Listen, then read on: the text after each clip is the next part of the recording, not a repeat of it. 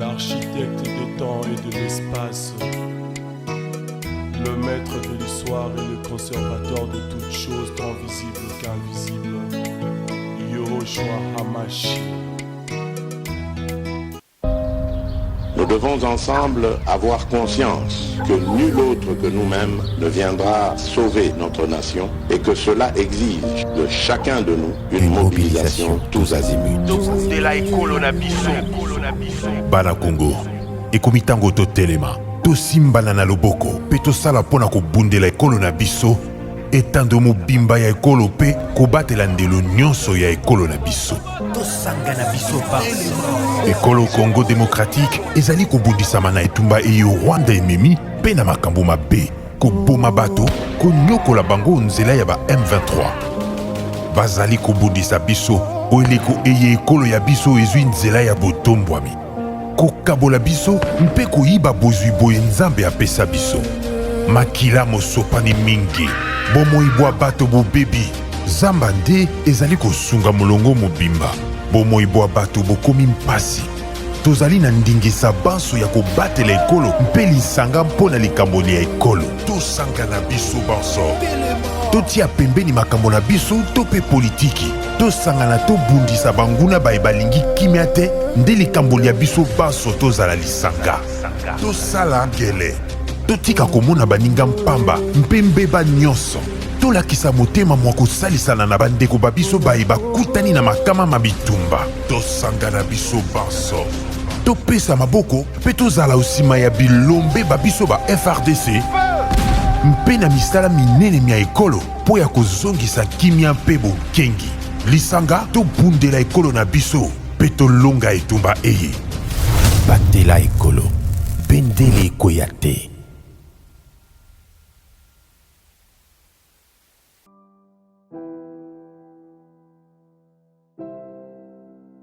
Congolaises et Congolais, le moment tant attendu par tous se pointe à l'horizon. Les élections de 2023 en République démocratique du Congo. C'est pourquoi je lance un appel pathétique à tous nos compatriotes à accomplir leur devoir civique, celui d'aller massivement s'enrôler, afin de donner demain à notre pays ses élus dignes, car l'enrôlement est la clé des élections. J'aime mon pays, je m'enrôle. Ensemble, nous pouvons. Ba papa, ba maman, bandeko. Ngonga tozalaki kozela esi ekomi. Ngonga ya maponami na mboka na biso Congo. Na yango na biangi bino banson bokene na lombango komi komisa. Po ete lobi topesa na mboka na biso Congo baponami ya malamu. Zambi komi komisa ezali fungola ya maponami. Lingi mboka na ngai nami komisa elongo tokokoka. Batatu ni bamamu bena Congo. Chikondo chituva binjile chamani kukumbana. Chama sungula a 2023. Kibwa chini njino ela kabobo. Bwakuya kujimanisha kuseni bwakwangata kala takabumuntu ne kamasungula. Kipa shishe bwa tupete mushindu wa kusungula balomboji bapya ba mukongo wa mungalata. Njimunanga jitunga ja Kongo njinji fundisha bwa masungula. Pamwa bajisanga bo muntu mwa tujitukumbana. Batata bamama bapanga mona nkento pe ya bayakala. Tango beto nyonso bandaka vingila imene lunga. Pona maya banfumu na kati ya bola na beto ya République démocratique du Congo. Sambu na kuyidika kuponama ya bantu ya mbote ya mayele ya masonga. Mono kuzola bola na mono ikele kusadisa enrôlement na kufukana beto lenda.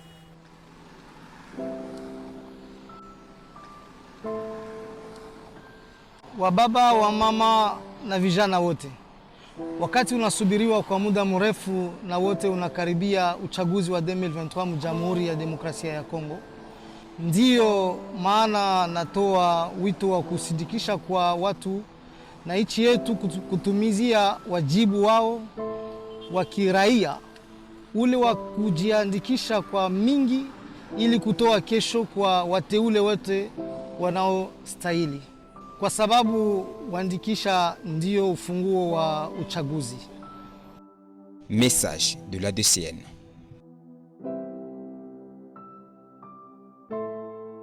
Merci na bino baso boza liboso itandoke po ya kolanda biso lelo lisusu vendredi le 6 janvier 2023. Merci pour la fidélité à venir à chaque vendredi. Pe beaucoup na bon meseno boyebi ete chaque vendredi to ya marabongo basali na Nzambe donc lelo toza susu na mosali na Nzambe kati na biso nini tokolobela na pokwa ya lelo yambo ya kokolukota na mai tokoloba pokwa ya lelo toke nano na lombango kuna na commune ya Ngiringiri epai wapi Asbel Debu Ngiringiri bazali bongo kobongisa milulu minene ya bukokisi na bango ya 15 ans 16 janvier 2008 16 janvier 2023 Asbel Debu Ngiringiri bakokisi bongo 15 ans d'existence yango bango bazali bongo kosbongisa milulu minene mokolo ya lundi le 16 janvier 2023 totombeli bango ba bon anniversaire tokatisi na ngambo kuna epai wapi mwana mboka honorable Jean Baudouin Mayo Mambeke secrétaire général honoraire ya UNC parti cher à Vital Kamerhe pe Baudouin Mayo azalaki bongo vice premier ministre à budget na gouvernement Ilunkamba bongo ye auti bongo kobungisa oya ye yaya bongo mama Vero akufi programme ezali boye awa toza kosala émission oyo toza déjà na paroisse na salle paroissiale ya cathédrale du centenaire kuna na église du Christ Congo en sigle ECC sur 24 novembre à côté ya UPC toza wana na kati ya salle paroissiale epai wapi veillé ezali kosalema pe bongo lobby samedi le 7 janvier na 9h mise en place terminé kuna na morgue ya 5 conteneurs pe na 9h30 sorti à corps na morgue pe recueillement et na 11h juste bakolongola bongo nzoto ya moi pona komema yango o Malita kuna na cimetière ya nécropole 1 entre ciel et terre kuna na Ntsele. Voilà programme ya matanga ya sœur ya honorable Baudouin Mayo ndenge ezali pe totombeli na honorable Baudouin Mayo to présenter ba condoléances na biso ya pona likama lizuye tika Nzambe a consoler mitema ya ba libota. Merci toujours na plateau prophète Mbote. Mbote mon frère. Ça va? Oh ça va. Merci. Boni basangwa mboka ezake malamu. Ah. Mboka ezokene malamu. Enrôlement. Enrôlement au salama. Nzambe azozangwele déjà. Pesa belé. Il faut que le peuple congolais a s'enrôler massivement. Pour cette fois-ci, tous en a l'issue du colo ya l'issue. Pour tout voter utile. Très bien. Bien, na poko ya lelo nini tokolobela bino na poko ya lelo. Bulu yeke ekoti kuna na ba église de réveil. Église de réveil to yebite so baza conflit na nani to bazowelela nini to yebite. Église de réveil to lamuki to yoki te basango et église de réveil balobi ba boma RC. RC oyo za personnalité juridique. RC oyo kambemaki na mwana mboka Kankeza bundi na yango. Balongoli Kankeza batie Soni Kafuta. Bakoteli Soni Kafuta likopa babakoli ye. Bongo batie lelo yo mwana Dodo Kamba azo Kamba RC. Bomonaki ndeni pote batia mwana mboka Denis Kadima kuna na président ya seni le lengi ba confession religieuse basalaki mbutu na contre l'église et église catholique na église protestante bango baboyaki et badolo kamba basangana basusu batie Denis Kadima. Kasi kaka na l'église de réveil bango na bango bakomi kowelana bazowelela nini bawelela leadership contre l'église catholique bali ko prouver église catholique que bango baza populaire église catholique c'est bango nini toyebite kasi l'église catholique tozali kolengele boye ya papa wa Roma le 31 décembre bango balamuki balobi ba prouver église catholique que bango baza ebele collègue église catholique pourquoi toyebite alors bango balobi basala au conseil des églises de réveil pour bango baza ba yaya basanga ba play baza l'église ebele sou basangani bref toyembi mosai na nzambe lelo alobela biso likambo ezali nini prophète. Bon, n'ayebite vraiment ce qui ils peut-être prouver l'église catholique par rapport à quoi? Parce qu'on n'a pas de conflit avec l'église catholique. Bon, biso prepe na landa ki yango, mais je dirais ceci. Au conseil des églises de réveil, nazoye bate soubasma nango nini, et puis nazoye bate ekofandeli na mobeko nini. Parce que tu as dit que l'église de réveil est une confession religieuse. Oyo ezana mikanda na yango, oyo efandi sami ombula matadi aza ko reconnaître comme étant parmi le 9 ou 7 confessions religieuses. Oyo ezalaka na kati na mboka oyo. Donc c'est ça là, pas si peut-être comme on a koyoka pe kolanda otomona ki le vêt Pascal Kolobake, il faut ba ça là au conseil des églises de réveil. En fonction de quoi? Peut-être pour que l'église de réveil à Dodo Kamba et Kotanakat. Bon, na boto simingi na bampaka na mikolo, mais pourquoi ne pas ce qui bango bazana likanisi wana ya malamu? Pourquoi ne pas Kotanakat ya église de réveil ba présenter penser na bango wana? C'est là où vraiment l'église les a choqués. Mais prophète, un instant. Église de réveil, RC, et quand même dans Dodo Kam. Donc, bango bazalité. Bon, na ndenge na landela qui est na émission à Sango, donc na église de réveil doit s'intégrer na katia au conseil. Or, église de réveil, c'est la confession religieuse. Or, c'est qu'on rassemble ma communauté ebele. Ce qui m'ont que l'église de réveil, c'est qu'on se pelisa, on est tamboleli na yo. Ça la paye à yo. Kende se luka moyen ozwa personnalité okoma bandima yo po okoma confession religieuse. Vous avez une église. Oui. Vous avez un ASBEL. Oui. Vous êtes reconnu par l'État. Oui. Dans le deuxième niveau qu'on a la confession religieuse et culte. Oui. Très bien. Mais maintenant là, RC, elle dit qu'on englobe l'État reconnaître bien la confession religieuse. Ndenge moko na ba protestant, ba catholique, ba kimbanguiste, ba salutiste, ndenge moko. Oui. Mais alors, comment Bolingi Soubo Boma RC, c'est là au conseil. C'est là où ça ne s'accroche pas. Bon, tu fais le bananzam, tu boulouilles que dans le bananzam. Oebi, eza, eloko, makambouana eko sala pasi. Kota la ke, il faut ko bimakana TV pour na kolobele la kalolenge ya makambo alolenge wana. Mais eko sala pasi kota la ke, bakambi minene, ba papa minene, ba mpaka minene, ba ko fragiliser ecclésia. Parce que si réellement il y a un problème soit dans l'église de réveil, pourquoi ne pas accéder qu'au na quatre l'église de réveil, oyo bazala kaliboso, pe oyo bazali ko continuer ti lelo kozala parce que bazana ba communauté na bango personnel oyo eza ya bango mais bazana na confession religieuse kaka oyo biso oyo moko biso nyonso to se retrouver na kati za église de réveil. Alors pourquoi ne pas aller proposer vos idées ou soit pourquoi ne pas aller amender?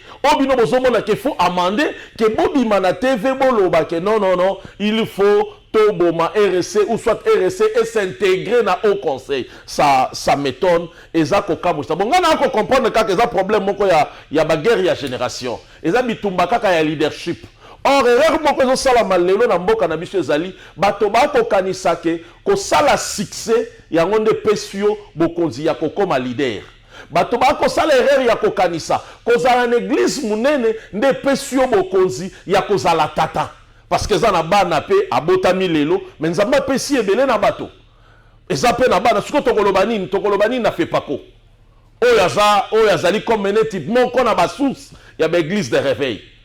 Donc c'est que ye pe aboya kosangana na biso po ete ye aza église mère, église source. Donc ce n'est pas ça vraiment. Na lo lenge wana eza malamu te. Ekomema ecclésia ekende liboso te. Or ecclésia na moment oyo il faut etia mboka na maboko na mabondeli pona mboka ekende liboso. Makambo ebonga pona bato babika malamu. Parce que église alukaka bien-être ya moto vis-à-vis ya mboka na vis-à-vis ya Nzambe. Mais prophète, boni, est-ce que il y a un problème où vous reprocher la bonne marche, il y a comité, il y a Dodo Kamba? Ou bien, posa na bino, car na bino kaka, pour tout le monde, l'élection, koya, alors pour le soutirer, misolo, na candidat président de la République, il y a besoin de au conseil, pour que benda, misolo, message benda, ou bien alors, vous expliquez de bon la nini. Mosali na Nzambe asalaka musala Nzambe pona mbongo te. Et puis tokosalaka likambo te pona élection.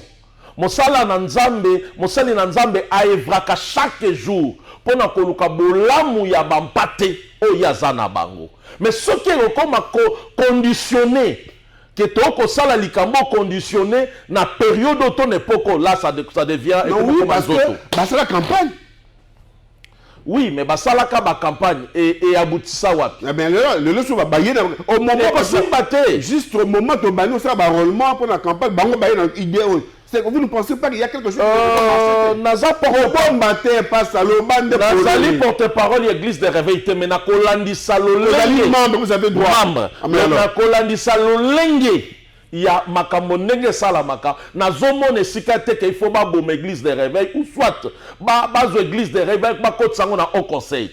Or plutôt bango wana ceux qui bazana quelque chose à émettre bazonga na kat église de réveil ba émettre yango pour le bonne marche ya église de réveil parce que kokende bosala au conseil ya église de réveil je ne sais pas par rapport à quoi c'est dit à quoi et ça la meuti na nini parce que ça na soubassement mon côté. Et puis tous à la kato barake bandimio toté ya kato bandimio ba kolanda biso bato nyonso bazaka bazobate bato mayele pe bazali to batela ecclesia to batela mitema na bandimi po te bandimi ba kozela eloko motuya et pas na biso bakambi na bango. Donc je ne vois pas que na moment oyo il faut te destituer ou te zoa RC et kota na sur le plan juridique ça ne tient pas, ça ne tient pas.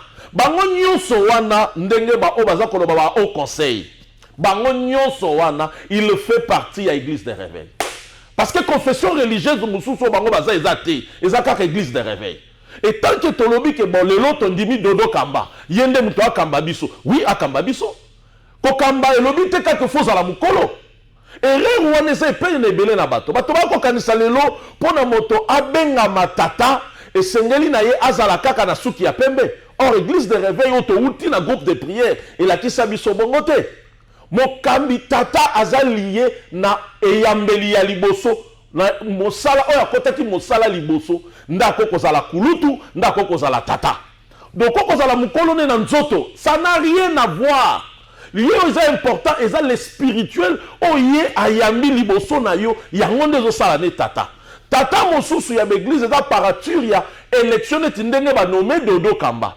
A commis papa ya ba église par fonction mais pas par spiritualité, par fonction. Donc tout ça le net ndenge le toza na mwana mboka nani président na biso Félix Antoine Tshilombo. Est-ce que batonyo so ba tout autour na ye baza baleki na ye? Non. Ba misu baza ba kulutu ba misu ba tata na ye même. Na kati ya ba conseiller ne to mona ki ba tata na ye même. Mais ba koto ça y est pour être a commis na charge ya mboka. C'est là où il y a le problème na kat na l'église na biso lelo. Bato ba ko kanisa parce que za l'église munene. Église munene peut être synonyme ya kozala leader te. Église munene peut être synonyme te ya kozala papa. Pour ça na bilenge pe lelo baza na église minene. Donc on a koloba te lelo keko parce que na communauté na ngai na komi mukolo ya général Soni Kafuta. To na komi mukolo ya vieux mwanza ou vieux Tambolukoki. Non, c'est pas ça le problème. Et puis ça na ba misusu to yamba Yesu bana mike. Donc dans ma série 80 déjà tous qui déjà la carte église to konti musala nzambe bana miki alors organisateur parce que yo le loza l'église munene ou bien parce que yo on se sentit fort no comme tata non yango eloko yo mokolo moko nani papa na biso Jean Bosco Kindomba lobaka alors bien eloko ezoboma bino vous prenez tout le monde comme père mutu nyonso à cause à la papa te mutu nyonso à cause à la papa te mutu akoki kozala ne mentor mutu akambi yo asungi yo na likambo moko mais botata eza lié na bobandeli boboti okoza la papa ya communauté na yo moza papa ya Ecclésia de réveil. Donc, vraiment, nous avons esikaté au bako kozwa église de réveil bako tsayango. Donc, ils ont un faux débat, ils ont kutu na nzelate parce que sur le plan juridique, et tenir te, même sur le plan ecclésiastique, et tenir te. Or, na ko senga kaka na bakambi ba papa oba zomi benga ba mikolo wana, bazala na humilité et ecclésia. Paul oyo ezalaki kutu moto monene. Paul oyo kutu azalaki docteur, mais à se soumettre qui ake koluka talisa a testé ministère na ye et pas ina bampaka ya kala ba Pierre. Alors pourquoi pas ceux qui bango pe bako kondimate leki na bango ceux qui babengi leki to moninga na bango. C'est ça le problème. Ba akamba bango. Musala na nzambe za lié na humilité. Oh, merci beaucoup prophète. Il y a deux choses dans le cas tu vois. Est-ce que vous allez contre succès au dodo kamba za nango ndenge akotambusa RC ou bien alors bango bazo bang église catholique ya balobi na kata bangalo bandenge zalaki kolobama ete soki basangani na kata au conseil bakotondu ce stade de martyr. D'accord, yebisa yo boye. D'abord oui, ce qui est vrai l'église de réveil toza ebele. Ba église eza ebele na mokili na Congo na biso pe na mokili na Congo par rapport à l'église catholique. Mais est-ce que toza na conflit na église catholique? Est-ce que le problème de l'histoire qu'on bondé la stade, que tomber ta stade, fallait autre chose à la stade, c'est que tu peux faire confession religieuse. Ce n'est pas ça. L'église a d'autres valeurs. L'église a la lit na yé azo sala. Attention. Oui. L'église catholique a 37% de la population congolaise. 37% de la population. Non. 37%. Estimation, on a fait battre la malam. Église de réveil, Azali, ébélé comme l'église catholique. Non, je ne crois pas. Moi, je te le dis, l'église de réveil, Aza ébélé. L'église catholique, Aza église moko assise.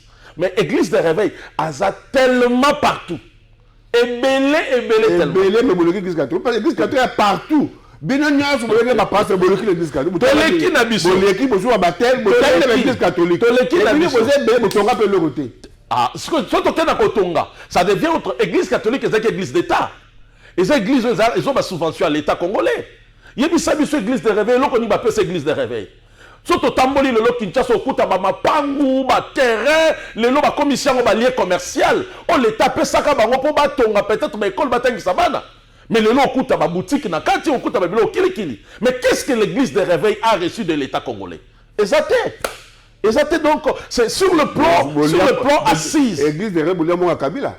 Oh, nayebi yangote. Nayebi yangote pe nandimité parce que ce qui réellement tolia kambongo ya Kabila. Si l'église de réveil, il y a kambongo ya Kabila, il a fallu le lotomona na quatre églises de réveil, tozana ba cathédrale ya minene, tozana ba école ya minene parce que tozomona yango na catholique, bazana ba mapango ba terrain zaka ya l'état, tozomona yango na ba bishoni, bazana ba mapango ba terrain zaka ya l'état. Mais l'église de réveil. Si le même bazo boulisa moya mboka dodo comment parce que ba yebi balia kawana. Bon, na yebité peut-être ça c'est pas pour bawela de donc mais ça na kaka babiloko ya balit ya leadership ba accepter leki na bango to moninga na bango to mwana na bango akamba bango parce que le voit comme leki par rapport à quoi? Âge physique? Non, l'église a un problème à âge physique. L'église a un problème, il y a âge, il y a ministère, to âge, il y a foi. Donc quand on a un mwana na nzoto mais âge na ya foi ça mukolo. Et ça, Moukolo, les lots, ils sont dans le 50. Mais, dans le ministère, moi, donc, je suis dans le trentaine, quarantaine. Il y a ministère. C'est comme vous voyez, donc, c'est ça le problème. Les lots ont créé un conflit même à l'église. Les lots ont kanisa, ceux qui peuvent mettre à bangoto, âge na bangoto de ministère. Ministère, c'est ça, Moukolo, Bengama, qui continue à l'automo. Mokolo wana oya yaki liboso na lolotomo tu lui dois du respect aza aîné moto oyo abotaki yo na kati na loto mo aza tata tata na yo akokozala pe mwana ya moto mususu. C'est là où ya biloko wana eza vraiment biloko moko a bandeko na biso ebele ya église de réveil toyeba yango. Mais tozala biso nyonso na sima ya église na biso de réveil toza biso nyonso parce que on les a encore proposition hein. Ndenga pe na landaki yango na monaki ezaki nango proposition. Mais ça vraiment eza na exécuté te. Parce que proposition wana bakoko ndimango pe comme bakoko boya. Proposition faut boya nango bo ben assemblée générale RSC vous discutez entre vous mais comme mango na place publique vous pensez que ça non non c'est pas bon, c'est pas bien et c'est pas le moment parce que dans le moment tous on a besoin tous à la unis. Tous à la unis parce que nous tendons vers les élections auxquelles nous sommes à l'église avec sa valeur naïe. Parce que l'église pour ça n'est que le peuple congolais vivre bien. Église pour ça n'est que ala qui sabato. C'est ça le travail que l'église doit faire. Ce n'est pas peut-être que créer encore des troubles entre l'église. Je ne pense pas. Qu'est-ce qu'ils vont gagner? On va présenter recette au conseil à l'église de réveil. Mais ils ont échoué quelque part. Bon. Moi je dis le renaissance.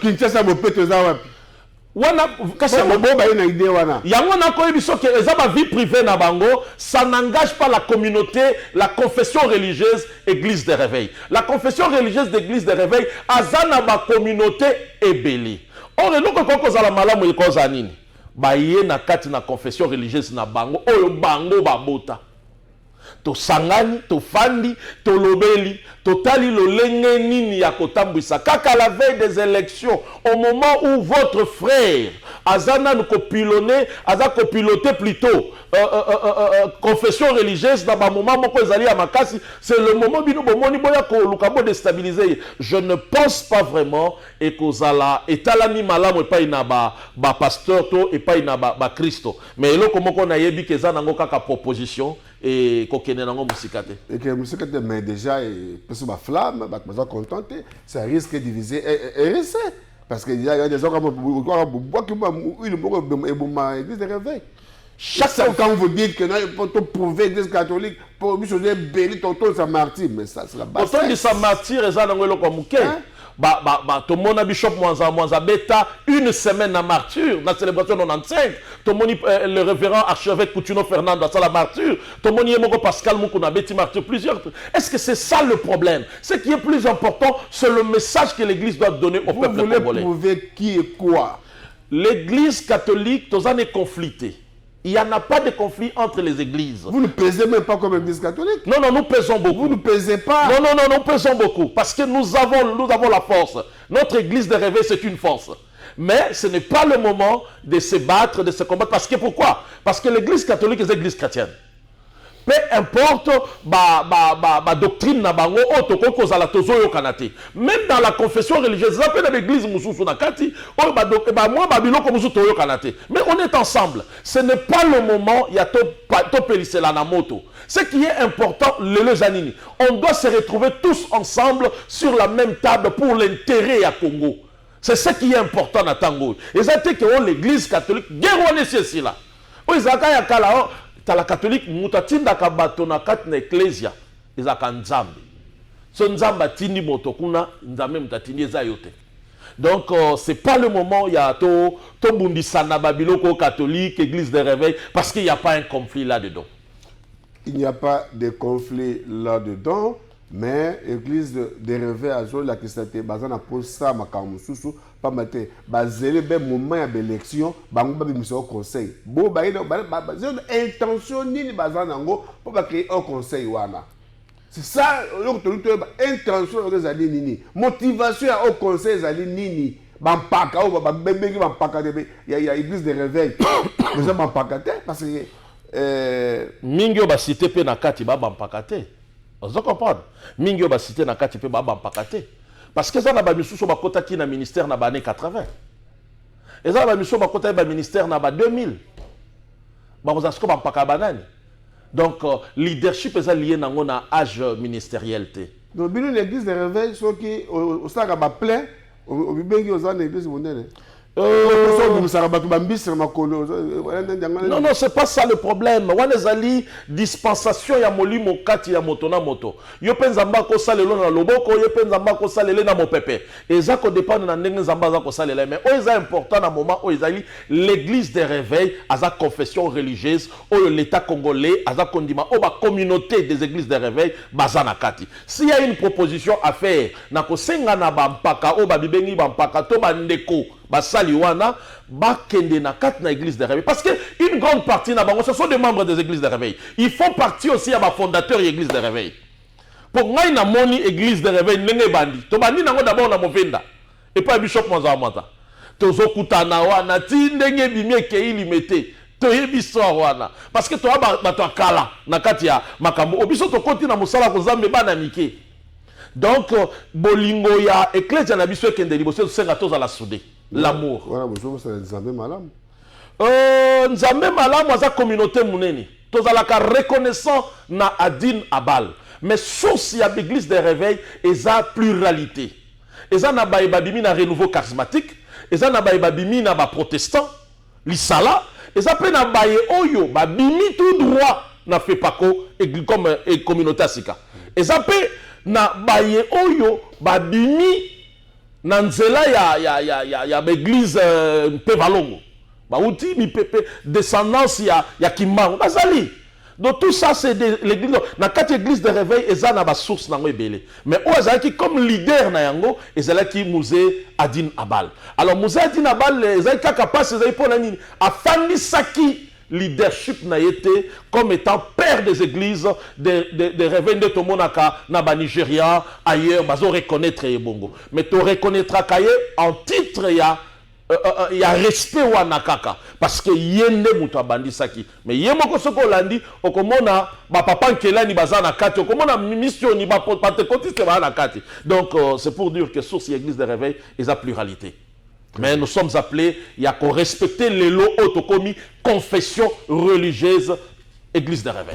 Donc, vous êtes d'accord avec la démarche de Mpakawan? Dans la démarche, dans la démarche, neti proposition au évêque Pascal Moukouna, après ce qui je le respecte beaucoup, naza vraiment d'accord parce que ça va, et ça semblait comme s'il y a un conflit, et ça semblait comme s'il y a du désordre, et ça semblait comme si tout solo la raté.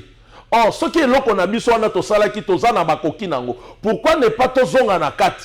To amplifier yango parce que na poids au bozali déjà. Vous pouvez aussi changer beaucoup de choses. Donc, le faire à part et dire à la confession religieuse église des réveils, aya ko s'intégrer na kati là et ko simbate comment maman aya ko zonga s'intégrer na mwana. Parce que la personnalité, ça, donc sur le plan scientifique, même administratif, légal, ils ont tenir pesa. Baza yera nani? Baza ebele na yoka ki asitaki Albert Kankenza, révérend Albert Kankenza, na yoka ki asitaki nani président ya assemblée nani ndeko biso Godem Poi nakati ba docteur Ngalasi na yoka ki atanga ki ba mwa bele na mona na ki pe Denis Lessia mo kalobi na zape nakati mais je ne suis pas d'accord na bango. Moi j'approuve la vie à Denis Lessia alors. Au moins que ça bango wana. Donc tu as tout na RCK bango wana. Bon, yango na zako senga au lieu peut-être d'aller faire ça, mieux vaut de réorganiser le RSC. Si vous dites que ça n'a problème. Mais jusqu'aujourd'hui, je ne pense pas que je ne vois pas l'horaire ou bien ma problème est dans RSC. S'il y a des problèmes dans RSC, tout le bélango n'a qu'à RSC. Ça va permettre, il y a tout continuer à faire respecter, faire rendre encore le RSC dynamique. Parce que c'est là qu'on tombe au Tibisonios. Et puis c'est que c'est l'auteur Kankrina se retrouve là-bas encore parce que lui qui a dirigé des années RSC. Comment il peut accepter contre la Bible? L'humilité c'est important. Bible lobby, l'humilité précède la gloire.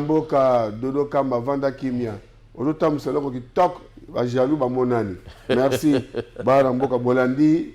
Makanisi bampaka ya kati ya ngomba ya RSC bakati ya l'église de réveil le lenge babani ko tia bulu yeke na kati ya église de réveil on sous-entend bazana posa bakamebele na kati bakoloka ba structure bango pona ba campagne électorale boke bana bango bo pesa bango tango te pe bolanda bango te bango babungisa bana nzambe nzela oyo eza makanisa malamu te. Merci beaucoup prophète pour na makanisi kitoko opesi par rapport à bampaka esengeli bazonga na nzela botika RC tambusama na ndenge boyokanaka pe ekende liboso. Kasi moto na Nzambe tokende maponomikana mingi te. Est-ce que pour na kozala président de la République esengeli ozala de père et de mère ou bien ozala double nationalité? Vous acceptez cela? Il faut la de père et de mère pour Nangaï. Mais c'est ce qui est vraiment dit aussi. Hein. Il faut la de père et de mère. Il faut parce que nous avons la nationalité, nous sommes postulés. Il faut la nationalité congolaise. Je sais qu'il y a un débat là-dessus sur de père et de mère. Mais ce qui est le l'élo total, avec les enjeux politiques, avec ce que nous vivons aujourd'hui, il nous est vraiment demandé, je demanderai, c'est une conseil aussi, il nous est vraiment demandé à Total avec beaucoup de prudence na katiaba élection na biso. Parce que ce que l'homme blanc est en train de chercher, Azako Lukaka, il nous faut nous imposer quelqu'un qui a une nationalité douteuse, parce qu'à ce moment-là, et comme il cléboua na bango, on va nous manipuler pour que Akokisaka va vouloir na bango. Les enjeux politiques na biso lelo, et c'est na biso vraiment tous en mutu o azali ni azatana etendi ya mokete azala de père et de mère parce que toza lelo na infiltration tokoyeba te Rwandais nani Ugandais nani Tanzanien nani batondi awa nalandaki mwana mboka nani Michik je crois oya Este il parle de ces choses comment batwana bakotaka bakoboma ba autochtone pour que bango ba envahir. Vous ne voyez pas que ça fait peur au sommet à l'État. Le monsieur qui te protège Babilo Kouanate. N'a pas que code civil la mission Zakolobayango que paya koko exercer mais bazana ba limite ya ba fonction. Mais il faut que nenango même tina niveau il y a de père et de mère. Mais prophète, il y a des Congolais, de père et de mère. Congolais, ils ont 100% Congolais, mais pas par rapport à Moussoussou, à Bimamboka, à la nationalité Moussoussou. Et Bamoussoussou Bazali, 50%, 50%. Oui. Na des degrés, on a brigué candidat président de la République. Na bangonet tu as abimi akei Azali de père et de mère, mais pas si ya koluka ke koluka mokanda. Voilà. À Boakisi, de Tobengaka. Moussoussou a Botami. 50-50. Nalandaki maman moko na Top Congo. J'ai oublié son nom. Alobi abotakana Camerounais. Mais tant que Congo ezobeta bale na Cameroun, moi na newana oya koli na Zaïre, akoli na Congo, akumisaka à Cameroun. Et quand cet enfant est parti aux États-Unis, à Kekota la moi à Alobi, j'ai trouvé mon fils dans le milieu qui est des Camerounais. Or je suis sa mère congolaise. Alobi, je me suis dit si ça sera la première personne à côté de la moi, on postuler et Zalanga. Parce que je sens en lui souci à Mbokanaï. Donc moi aussi je dirais, parce que les lots, prenons par exemple 50-50. Le lot net papa naïe ou bien maman naïe rwandais. Papa naïe congolais. Toobunana Rwanda. Na makambo kagama zako sa abiso. Est-ce que bozo mona teke mutuana akoko CDP? Parce que ça va nous qu'on est proche. C'est dans cet esprit-là. Mais elobi nangote que bande kona pona lelo na période de traversée, ça nous demande vraiment, il faut tous à la de père et de mère. Très bien, merci. Il faut tous à la de père et de mère congolais. Et comme disait Mouzé Laurent Désiré Kabila, ne jamais trahir le Congo. Merci na baibanso pour la ndaribiso na pokwa lelo kandate joa te pesika kama kanisi na oyo ezali kolobama sur l'actualité. Ceux que vous avez blessé, plateau ezali il y a tout ça débat contradictoire. Merci na baibanso pour la ndaribiso na pokwa lelo tokuta na bino lundi Zambe abatela biso biso banso. Ciao. L'architecte des temps et de l'espace, le maître de l'histoire et le conservateur de toutes choses, tant visibles qu'invisibles, Yahushua Hamashi.